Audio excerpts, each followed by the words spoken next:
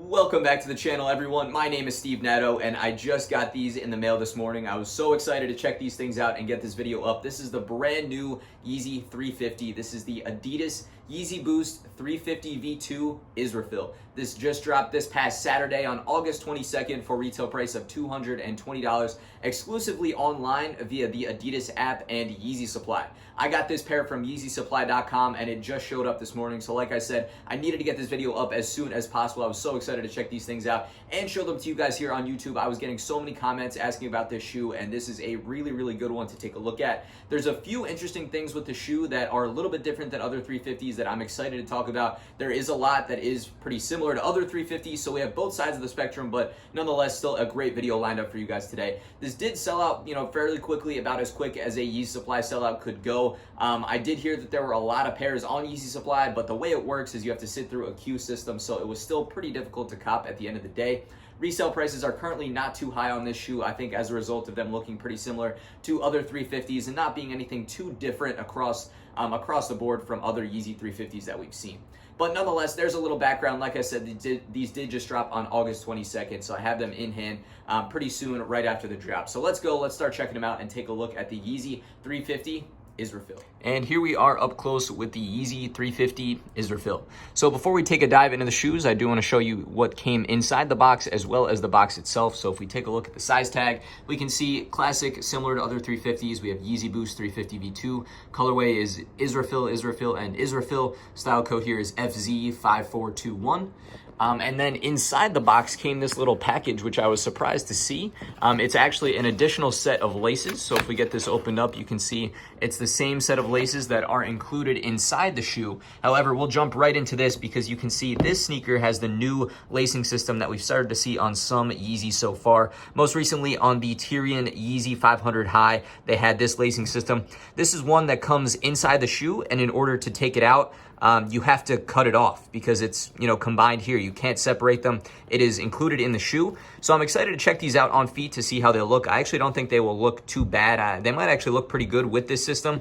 However, if you did want to have the regular laces included, these ones do have the lace tips, as you can see on the end, and are just a regular set of laces in that same exact color that's included on the shoe. So that's one thing I wanted to mention. Let me know in the comments down below which lacing style you guys like better. Do you like this new lacing system, or do you just like the classic laces? I'm kind of torn, but on this pair, the new system might actually be pretty good. But for now, let's go and start checking out the shoe. So back now to the sneakers. So aside from the extra laces that came inside the box, the rest of the box is exactly the same as a regular Yeezy 350 V2 box. And then onto the shoes here, you can see I don't know exactly how it's coming off in person, but maybe it's more of like a gray, a light blue, and then this is sort of like a brown, orange, yellow for the stripe. So in my opinion, after seeing them in hand here, I would say that the upper has more of a blue kind of tint to them. It does subtly remind me of the blue tint Yeezy 350 V2, but then as a whole, especially if you kind of zoom back, it reminds me a little bit of the Lund marks and some of the colors that are similar to that. Hopefully you guys can see that it does have shades, similar to other 350s that we've seen. And the real differentiator here is the fact that this one was an online only release and does have the new lacing system. But aside from that, you can see the outsole and midsole is the same as previous 350s. We have the difference in color, which separates down to the outsole and then continues from the midsole. And then you move on to the prime knit upper. You have the stripe going along the side. Again, kind of see-through. So, put my hand in there, you can see my fingers. You'd be able to see your socks through there. Same kind of pattern that we've seen on recent 350s, where you have the different kind of patterns just pretty much along the sides of the front, back, mid panel, up at the tongue. And then, wrapping around to the laces. So nothing too crazy here. I would just say that the colors are definitely a bit more blue in my opinion. I would say it's really like a blue tint. And then we can come up to the stitching in the middle here, which you can see is, right there and pretty visible. So it's not underneath, not like any of those models.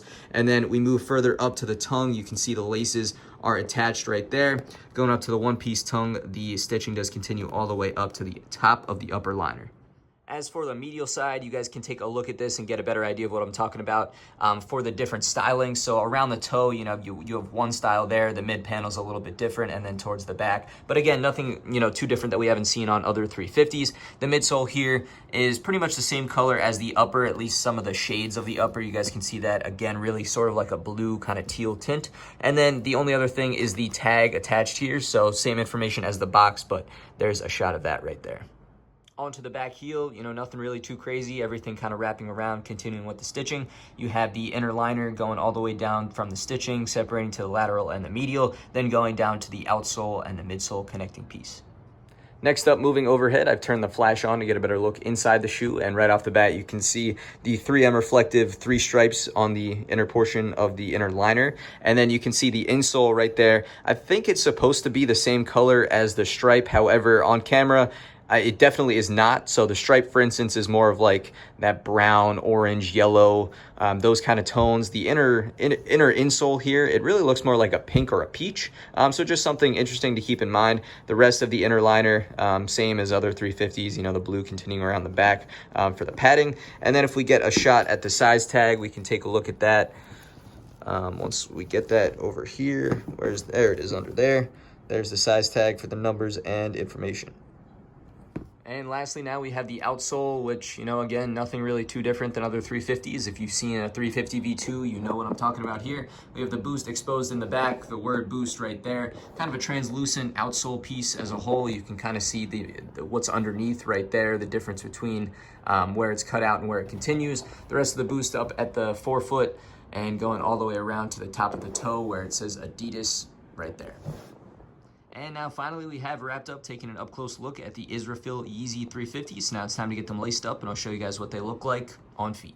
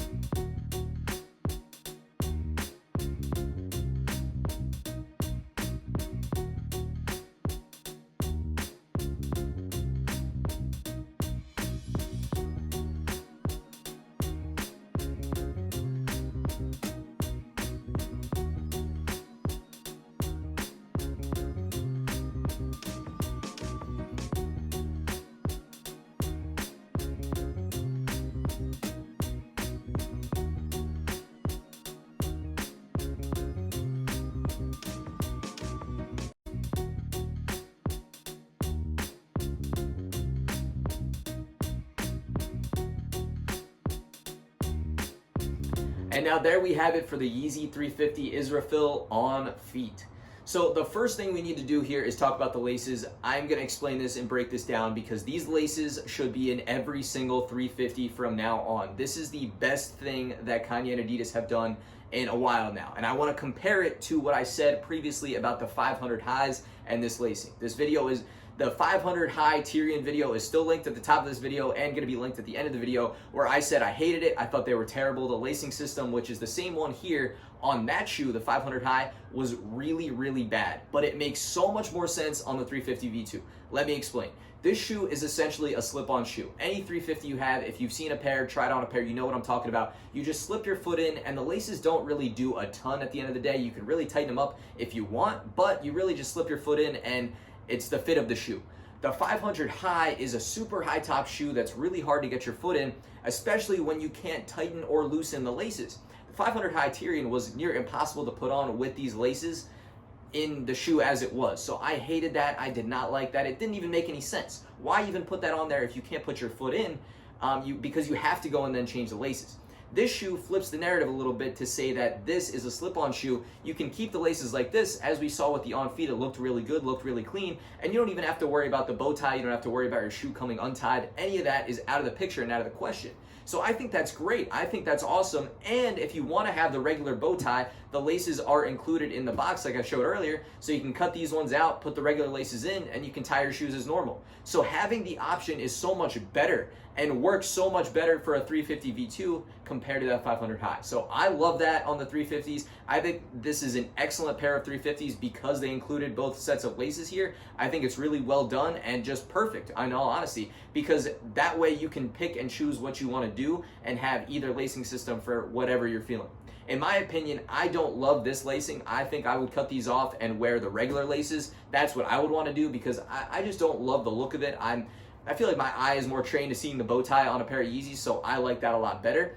But this pair provides the option to do whatever you want. So I think that's perfect. I love that, and I think Adidas and Kanye knew that, and we're going for that for the 350. So they should do that for every single 350 from now on. In terms of the sizing, in terms of the colorway for this shoe, now that we've covered the laces, kind of the most interesting part here, I think the colorway is very, middle of the road at the end of the day. It's not great. It's not bad.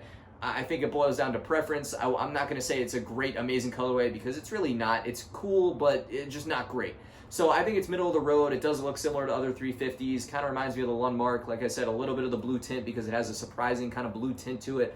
And honestly, a little bit of the Belugas because of this stripe maybe. So I don't know. You get the idea. It takes tones from different colorways. Nothing we haven't seen before. In terms of sizing, it's just like other 350s. Down the line, they do fit a little bit small, so I recommend going up a half size to get a better fit. The comfort on 350 V2s is always really, really good. Honestly, one of the best and most comfortable shoes on the market for everyday wear. I personally like them a lot. The retail price at $220 is not any different than any other 350s.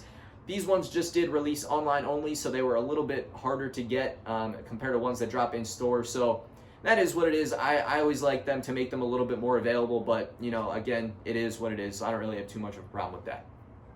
Now, if I had to give you guys my final rating and opinion on a scale out of 10, I'm going to go a 9.5 out of 10 because of this lacing system, because this is how 350 should be. I love this, and I think it's really, really good. So let me know your comments in the comments down below. Let me know what you guys think. Do you like the laces? Would you cut them off and put in the regular ones? That's what I think I would do, but I'd love to know what you guys think and what you think for the future of 350s and the whole Yeezy line. Obviously, we've seen a lot of change in the Yeezys. We've seen some new models. We saw that foam runner come out, which again kind of goes with that slip-on, easy to wear, easy to use mentality. I didn't really like those either. I feel like the fit is a little bit strange. That video is going to be linked at the top of this video as well. But definitely check those out because it's a weird shoe, but a lot of people like it. It was comfortable. I just don't think the wearability is there, whereas 350s, the wearability is always there. So I prefer this shoe. But again, I think I'm rambling now. I think I've covered everything in the video. So I want to thank you guys all for stopping by the channel. Be sure to hit that subscribe button if you guys enjoyed the video, and I will catch you guys again real soon on the next video.